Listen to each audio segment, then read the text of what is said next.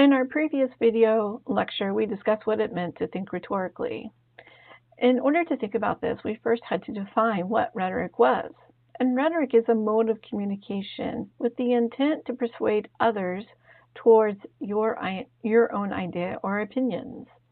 Now that we've learned what rhetoric means, we're going to talk more about the rhetorical situation. So if you'll turn your textbooks to Chapter 2, we will begin. As we've said before, the rhetorical situation can be more than just the written word. It can be a lecture, it can be a class presentation, it could be a text message, an advertisement, a political speech. Rhetoric comes in all forms, and you can see several pictures on page 19 in your textbook. For this class, you will be asked to write mini essays. So let's look at what the rhetorical situation would be for these essays. You would always be the writer. And as the writer, you will need to build your ethos, your credibility. You would need to choose a topic.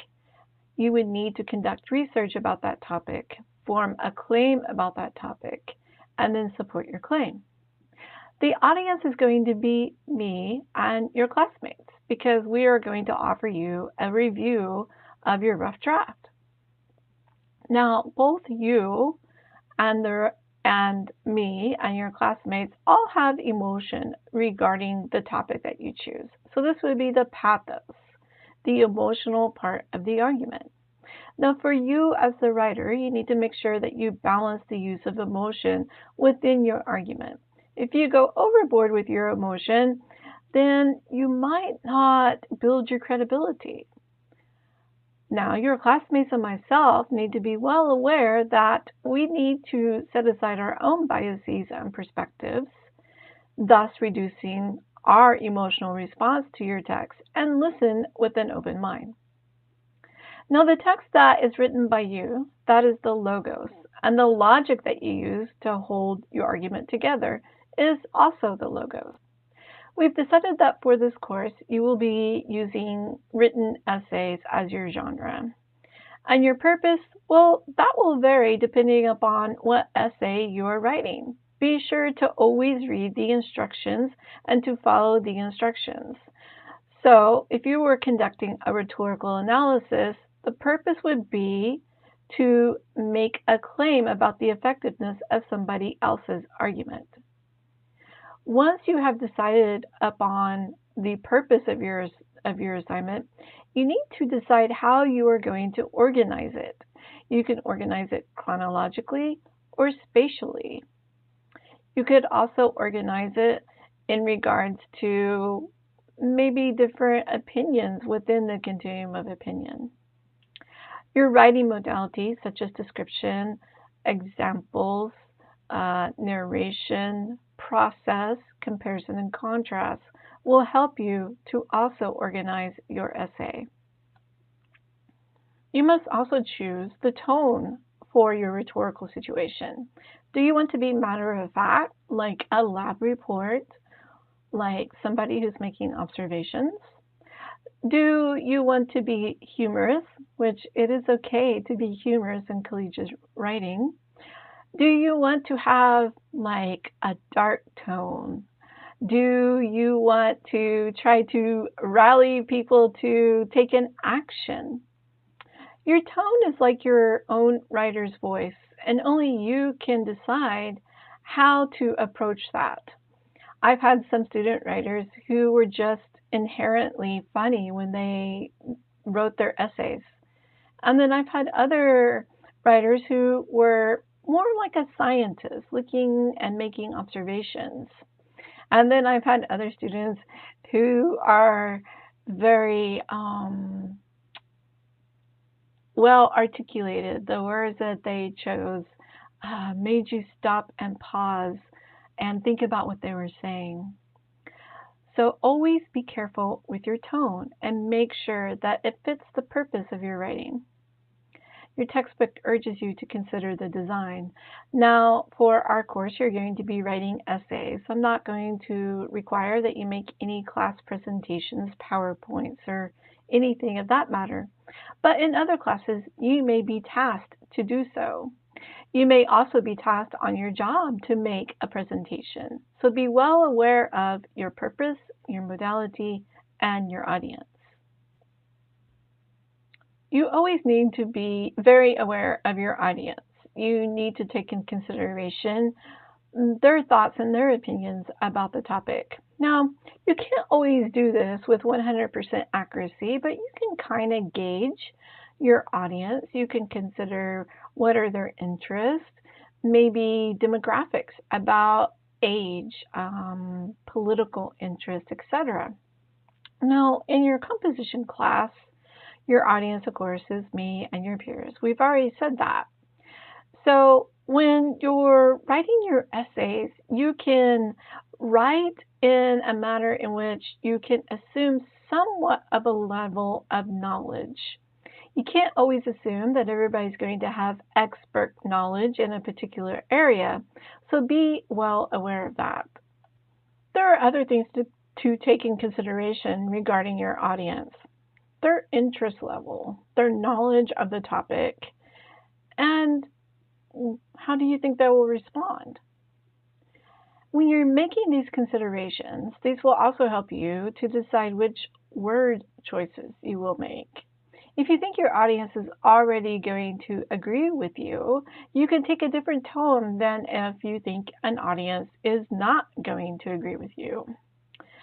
I would say that the more that an audience is not going to agree with you, the more that you're going to have to address counterclaims. That is, what would somebody else say to you about your argument? And address those issues within your own argument. This will help you to persuade your audience. But be careful. Always use sources that are reliable, accurate, and always be honest about your sources. Do not misuse your sources because this will detract from your ethos, which is your credibility, your trustworthiness as a writer. Your stance on a topic must have some emotion within it. You don't want to be too dry because then your audience is not going to be interested in what you have to say about it. Be very careful with your stance. Do you need to be more objective than what you usually are in order to gain trust with your audience? Or do you need to be more emotional about the topic than you usually are in order to engage your audience more? The relationship with your audience and your topic is imperative to your argument. Always be aware of these things while you are writing your argument. Using your rhetoric wisely and concisely will build that trust and will help the audience to understand your stance. Your tone will also build a trust and help your audience to understand your stance as well. Your textbook wants you to learn more about context. And context helps shape your argument and it helps to determine the rhetoric that you would use and the words that you will choose. So let's look here. It says, think about the larger context. What else has already been said about your topic? So if you're looking at the continuum of opinion, are you agreeing with something that's already been said? Are you disagreeing with something that's already been said? Or maybe you're doing a little bit of both. Maybe you're agreeing with part of something and disagreeing with another part of something. So always take into consideration context and the conversation that has already been ongoing regarding your chosen topic. Are there any constraints to the rhetorical situation? Is there a certain amount of time that you have for a presentation? Or is there a certain page length requirement that you need to make sure that you meet or not go over? Also, how much independence do you have as a writer? Are you going to have to work with others? Or is it a project that is just you? Now, for my class, the only time that you do group writing is when we're having group discussion. All of your essays are only written by you. So keep this in mind as you're planning your writing schedule and as you're planning how the context affects the rhetorical situation. On page 24 of your textbook, The editors and authors want you to consider the medium and design. So this goes along with, is it written, visual, or audio? Now for this class, it will always be a written essay. You do not ever construct vlogs or blogs for my class. Also, in regards to the rhetorical situation, does the medium affect how you will construct your argument? If you were constructing a PowerPoint for a presentation for another class or maybe your job, you can't write full paragraphs. Rather, you would have to use images and short phrases.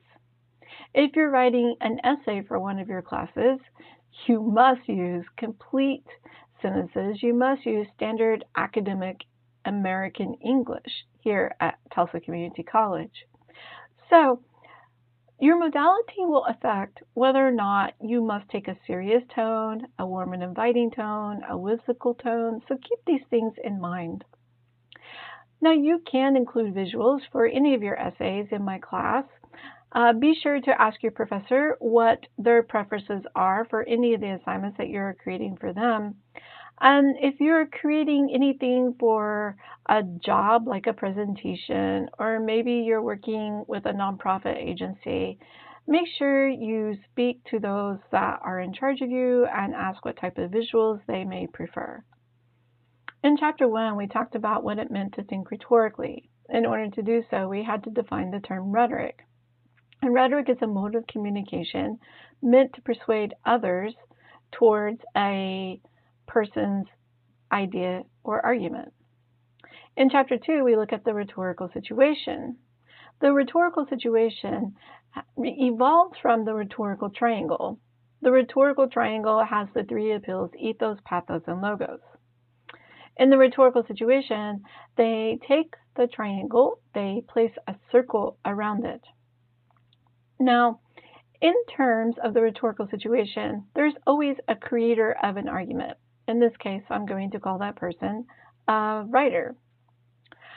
That writer constructs an argument. So if you look inside of the triangle, that would be the text itself. Someone is listening to this argument. That would be the audience. Both the writer and the audience contain emotion regarding this topic. So in the rhetorical situation, the apex of the triangle up top, that is the topic.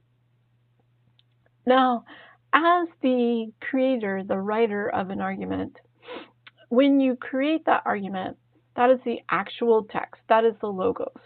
But the writer or the creator of the argument must use logic in order to hold the argument together. So logos is two parts. Now, as a writer or a creator of an argument, there are many things that you must take into consideration.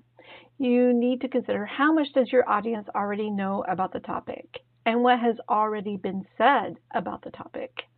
You need to take into consideration how are you going to communicate your stance about the topic, and what modality are you going to use.